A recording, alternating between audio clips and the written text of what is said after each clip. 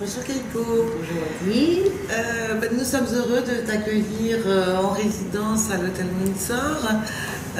Donc tu es artiste, vidéaste et nous commémorons ensemble cette journée catastrophe il y a 10 ans à Fukushima. C'est un sujet qui t'est cher et que tu travailles depuis une dizaine d'années. Est-ce que tu peux nous parler un petit peu de ce travail ? Oui, tout d'abord je voudrais te remercier de m'accueillir en résidence ici, à Dovny de l'hôtel Windsor. C'est un lieu magnifique pour travailler à Nice. Oui, ça fait 10 ans que je travaille sur Fukushima. Lorsqu'il y a eu la catastrophe, j'étais à Paris et je suis partie tout de suite après. J'ai eu une sorte de choc émotionnel qui m'a envoyée là-bas. J'ai loué une voiture, je suis partie dans les zones et j'ai commencé à filmer. La situation était proche d'un film catastrophe, avec des maisons dans des arbres, des voitures aussi dans des arbres, des bateaux sur des toits de maisons. Enfin, c'était une scène absolument délirante.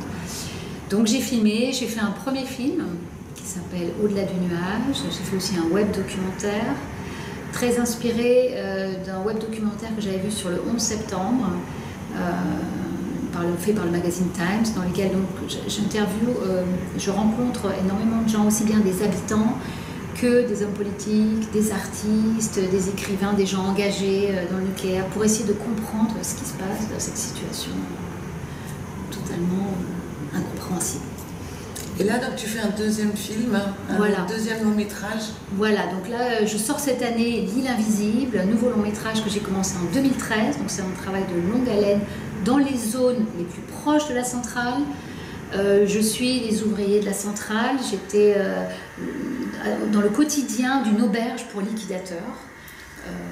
Voilà, et je suis quelques évacués nucléaires, réfugiés nucléaires. Et tu devais présenter ce film à la Maison du Japon. C'est un petit peu décalé à cause du Covid. Donc, je vous invite à regarder sur notre site internet ovni-festival.fr la date, le calendrier des événements qui concerneront ce peut-être en mai-juin à la Maison de la Culture du Japon à Paris. Merci Keiko. Merci. Et je vous invite donc à regarder plus en avant le site, tout le travail de Keiko sur son propre site également. Voilà, Fukushima Documentary Project, c'est la chaîne YouTube. Merci.